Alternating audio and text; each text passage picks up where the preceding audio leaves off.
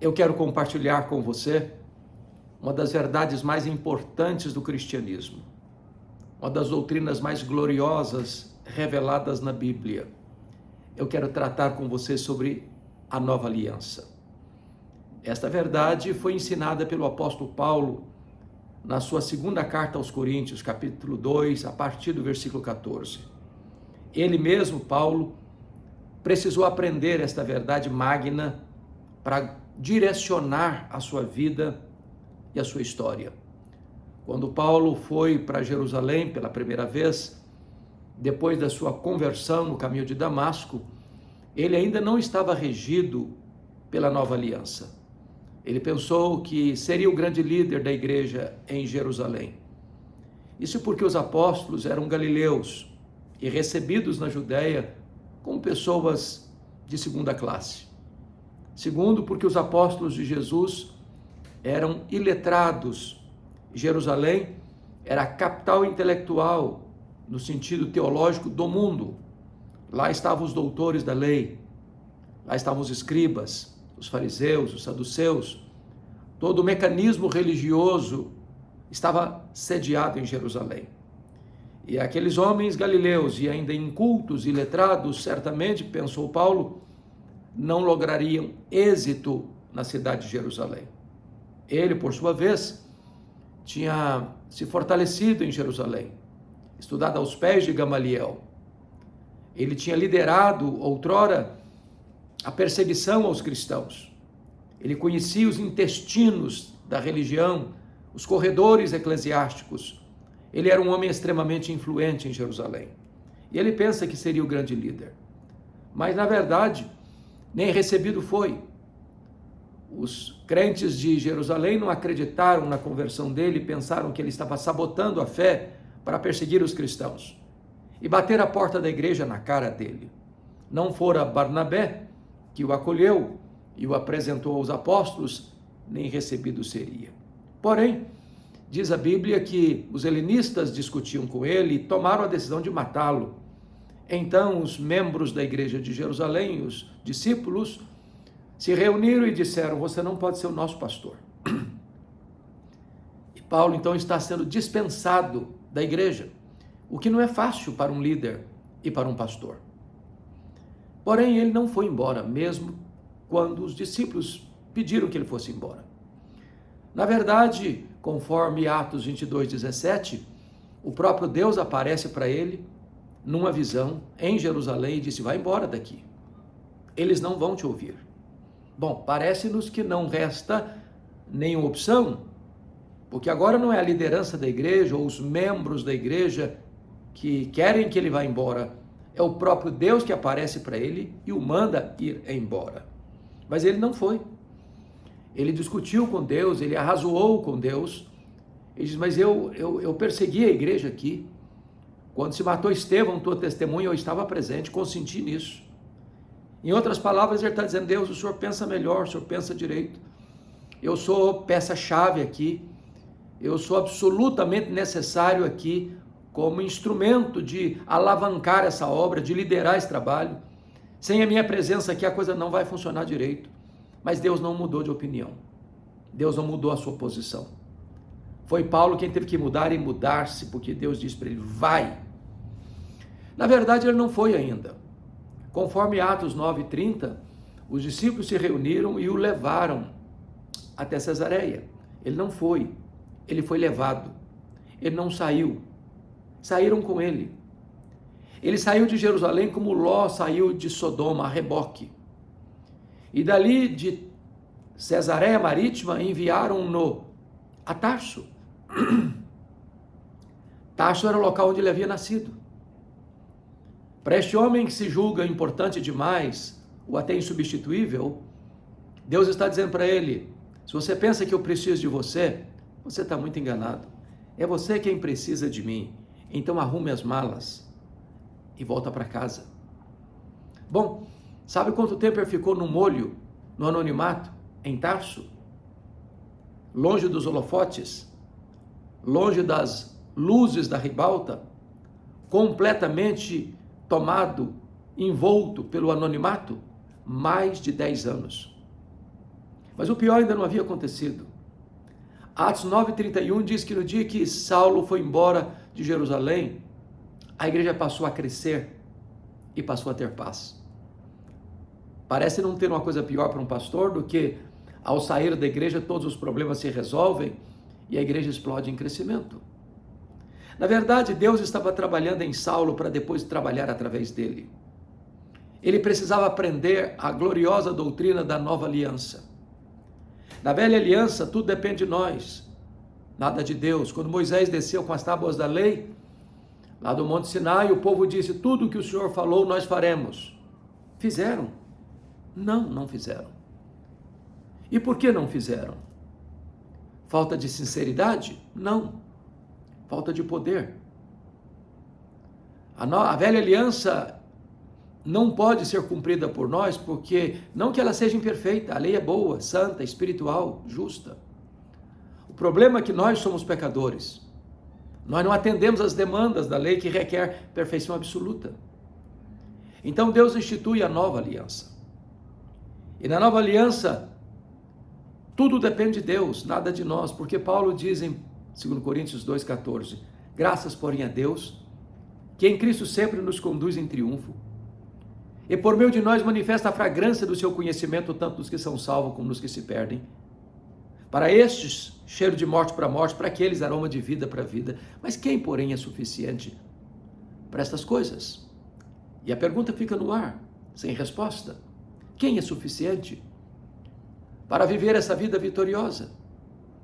E a resposta não chega. Mas no capítulo 3, versos 4 a 6, Paulo diz assim: a nossa suficiência vem de Deus. Esta é a nova aliança. Tudo depende de Deus, nada depende de nós. Então aqui no texto de 2 Coríntios, capítulo 2, a partir do verso 14, Paulo vai nos mostrar o segredo de uma vida vitoriosa, conforme os preceitos da nova aliança. E a primeira coisa que Paulo destaca é um otimismo indestrutível, quando ele diz assim: graças, porém, a Deus. Veja você que a conjunção adversativa porém é um contraste. Ele está dando graças, mas por que ele está dando graças? Não apenas porque ele está com saúde, não apenas porque ele tem prosperidade, não apenas porque ele está realizando um ministério brilhante, não apenas porque as pessoas estão aceitando o seu trabalho, não apenas porque ele é prestigiado e amado e acolhido aqui ou acolá, não, ao contrário. Por isso veio o porém, graças, porém, a Deus. Ele está enfrentando em Éfeso, de onde ele escreve esta carta, lutas maiores do que suas forças. Ele está enfrentando feras. Ele está enfrentando batalhas a ponto de desesperar-se da própria vida. Mas apesar da circunstância amarga, carrancuda, da situação adversa, da crise medonha, do vale escuro, da escassez, das necessidades, das lutas tantas, das pressões externas, dos temores internos, da carranca do inimigo, da fúria do diabo, da perseguição do mundo, das acusações falsas dos falsos apóstolos. Ele diz graças, porém, a Deus. Podemos chamar isso então de otimismo indestrutível. Esse homem não é regido pelas circunstâncias. Esse homem não é governado nem mesmo pelos seus sentimentos. Esse homem sabe que a mão de Deus dirige o seu destino. Esse homem pode afirmar, como disse na carta aos Romanos, sabemos que todas as coisas cooperam para o bem daqueles que amam a Deus, daqueles que são chamados segundo o seu propósito. Então, se você é filho de Deus, se você desfruta desta verdade gloriosa, nova aliança, você pode e deve viver com otimismo indestrutível. Não são as circunstâncias que determinam a sua vida. Não são seus sentimentos que determinam a sua vida. Não é o que as pessoas dizem a seu respeito que determina a sua vida. Não é nem mesmo o que você pensa de você mesmo que determina a sua vida. A sua vida é governada pelo braço onipotente de Deus. Graças, porém, a Deus. Otimismo indestrutível. Mas há uma segunda verdade nesse texto, que é sucesso constante, quando ele diz: graças, porém, a Deus, que em Cristo sempre nos conduz em triunfo e por meio de nós manifesta a fragrância do seu conhecimento. Veja você que Deus não apenas nos conduz em triunfo, mas sempre nos conduz em triunfo. E é claro que não há nenhum ser humano que pisou o chão desta terra que não teve problemas, que não teve lutas, que não experimentou dores, que não enfrentou sofrimento, que não passou diante da carranca da ingratidão, do abandono, das situações difíceis da vida. Você cruza com uma pessoa na rua, você não sabe quem ela é, você não sabe o nome dela, você não sabe o endereço dela, você não conhece a família dela, parece que ela está feliz, ela está sorrindo, ela está dando até gargalhadas, ela está brincando, ela está contando uma piada, parece que está tudo bem, mas quando você vai entrar na intimidade desta pessoa e de quaisquer outras pessoas, tem lutas ali, tem dores ali, está pulsando também um coração aflito, está agitada uma mente cheia de perturbação, de medos e ansiedades. Graças, porém, a Deus que sempre nos conduz em triunfo. Apesar da circunstância, nós triunfamos. Apesar das lutas, nós triunfamos. Apesar da pobreza, nós triunfamos. Apesar da escassez, nós triunfamos. Apesar da fartura, nós triunfamos. Apesar dos amigos, apesar dos inimigos, apesar da saúde, da doença, das situações mais difíceis e amargas da vida, nós triunfamos, porque o nosso triunfo não vem de nós mesmos, vem de Deus. Esta era a linguagem que o Império Romano usava para os generais que iam para o fronte da batalha e depois de derrotar os inimigos, retornavam a Roma em cortejos, com música, com celebrações, com danças. E esse é o triunfo do vencedor. E nós não somos vencedores porque somos fortes. Nós somos vencedores apesar de sermos fracos. A nossa vitória não é costurada pelas nossas próprias mãos. A nossa vitória é alcançada pelo braço onipotente de Deus. É o Senhor quem nos conduz em triunfo. Então você tem, em primeiro lugar, otimismo indestrutível. Em segundo lugar, você tem sucesso constante. Graças, porém, a Deus que em Cristo sempre nos conduz em triunfo. Agora veja você que esse triunfo não é em seu nome, por aquilo que você granjeou de bens materiais, ou dos diplomas que você alcançou nas melhores universidades, ou da sua influência política. Não. Em Cristo, sempre nos conduz em triunfo. O vencedor é Cristo, e nele nós somos mais do que vencedores. Mas há uma terceira verdade aqui da gloriosa nova aliança, que é um impacto inesquecível. E ele vai afirmar assim: e por meio de nós manifesta a fragrância do seu conhecimento, tanto os que são salvos como os que se perdem. Para estes, cheiro de morte para morte, para aqueles, aroma de vida para vida. Aí Paulo traz a luz, a lume, a baila, esta figura do perfume, que é mundialmente conhecida, é uma figura que todos sabem o que significa, os ricos, os pobres, os doutores, os analfabetos, os governantes, os governados, os empresários, os empregados, não importa o seu extrato social, a sua faixa etária, o seu credo religioso, todos nós sabemos da importância do perfume, da influência do perfume, todos nós sabemos o que é um bom perfume. Então, Paulo está falando desse impacto inesquecível. O perfume não grita, ele impregna. O perfume não discursa, ele se revela. Quando chega uma pessoa com perfume de qualidade excelente, superlativa, ela não precisa falar nada, ela não precisa dizer uma palavra. A presença dela com aquele perfume embriagador impregna o ambiente, torna o ambiente mais agradável, mais saudável, mais acolhedor. O contrário também é verdade. O mau cheiro é perturbador, estraga o ambiente, adoece a situação, faz mal às pessoas que estão à volta. Mas você e eu não somos apenas um perfume qualquer. Nós não somos um perfume do lado negativo, que produz um odor ruim. Nós somos o bom perfume de Cristo. O melhor perfume. Se você olhar, por exemplo, é tão conhecido o chamado perfume francês, os mais consumidos, os mais caros, os mais buscados, os mais procurados.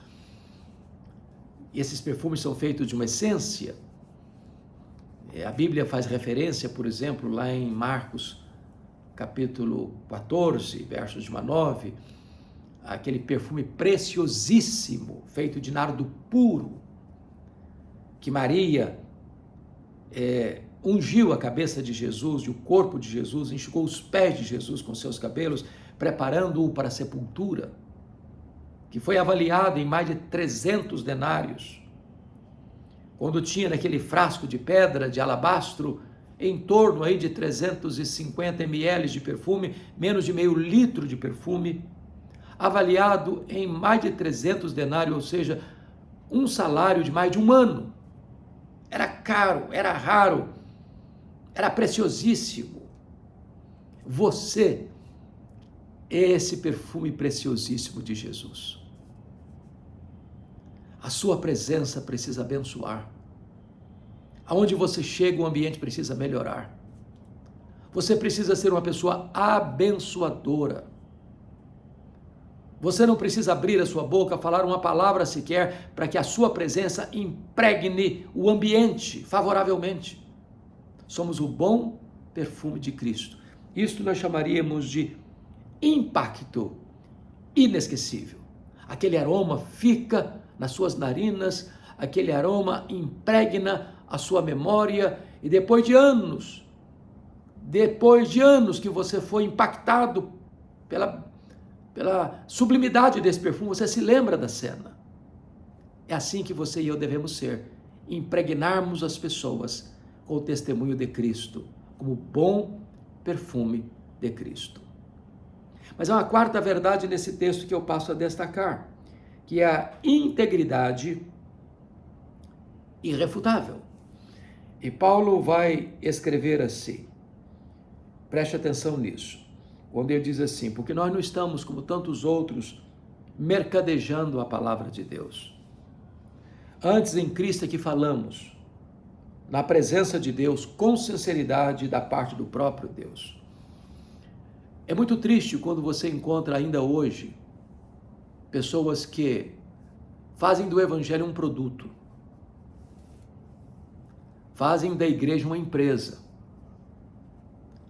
fazem do templo uma praça de negócios, fazem dos crentes consumidores e tem como vetor principal o lucro. Havia nesse tempo que Paulo escreveu esta carta, e esta carta é uma defesa do apostolado de Paulo e uma defesa do genuíno evangelho, falsos apóstolos circulando nas igrejas de Corinto, tentando desmerecer o trabalho que Paulo havia feito, tentando desgastar e desidratar a figura do apóstolo Paulo como líder, como apóstolo de Cristo, dizendo que Paulo não era um verdadeiro apóstolo, que Paulo não tinha as experiências místicas que eles tinham, que Paulo não tinha as credenciais que eles tinham. E eles então ensinavam um falso apóstolo, um falso evangelho. Eles eram falsos apóstolos, ensinando um falso evangelho. Eles não estavam lá para apacentar as ovelhas, estavam lá para explorar as ovelhas. Eles não estavam lá para alimentar o rebanho, estavam lá para arrancar a lã do rebanho. Eles não estavam lá motivados pela a glória de Deus, a edificação da igreja, a salvação dos perdidos. Eles estavam lá para oferirem vantagens e lucros. Eles eram mercadejadores da palavra de Deus, camelôs da fé, empresários da fé, que faziam da religião uma plataforma de alto enriquecimento.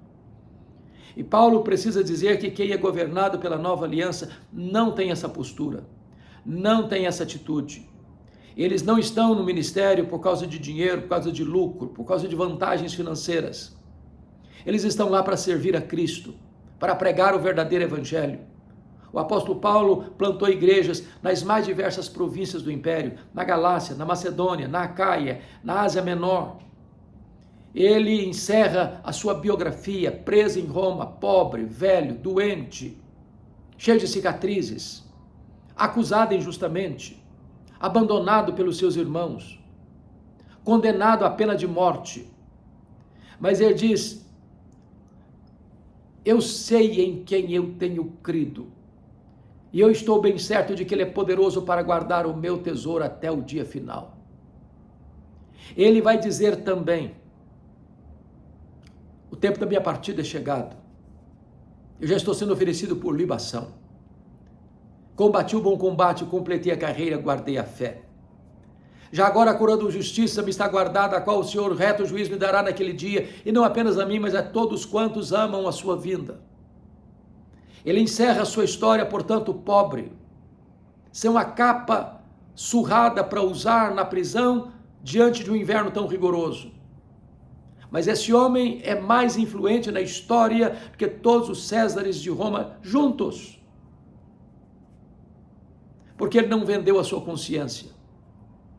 Porque ele não vendeu o seu ministério. Porque ele foi íntegro na pregação do evangelho. Ele não negociou o evangelho. Ele não mercadejou o evangelho. Ele pregou o genuíno evangelho do Senhor Jesus. Mas finalmente, eu gostaria de dizer que a nova aliança trata também de uma realidade inegociável. No capítulo 3 ele fala das cartas de recomendação que os apóstolos falsos queriam que Paulo apresentasse. Ele diz: não precisa apresentar cartas de recomendação. Os crentes de Corinto, salvos pela graça, são a minha carta de recomendação. Não escrita com tinta, mas pelo Espírito Santo. Não em tábuas de pedra, mas nos corações. Paulo era um homem que tinha resultados a apresentar, frutos do seu ministério. Pessoas convertidas, pessoas transformadas, igrejas plantadas, lideranças estabelecidas. E todos esses frutos colhidos eram de fato a sua carta de apresentação. Eu espero que esses princípios aqui compartilhados sobre o segredo de uma vida vitoriosa, fundamentado na nova aliança, tenham abençoado o seu coração. Otimismo indestrutível, sucesso constante, impacto inesquecível, integridade irrefutável e realidade inegável. Esses 5 princípios pude receber do livro de Ray Stedman. Ray Stedman esteve no Brasil há muitos anos, de saudosa memória já. A dinâmica de uma vida autêntica. E eu era seminarista ainda, e eu tive o privilégio de ouvi-lo. Quando ele pregou, há mais de 40 anos, um sermão baseado nesse texto. E estas verdades marcaram a minha vida. E eu espero que estas mesmas verdades aqui compartilhadas também possam marcar a sua vida. Deus abençoe você, Deus abençoe a sua família.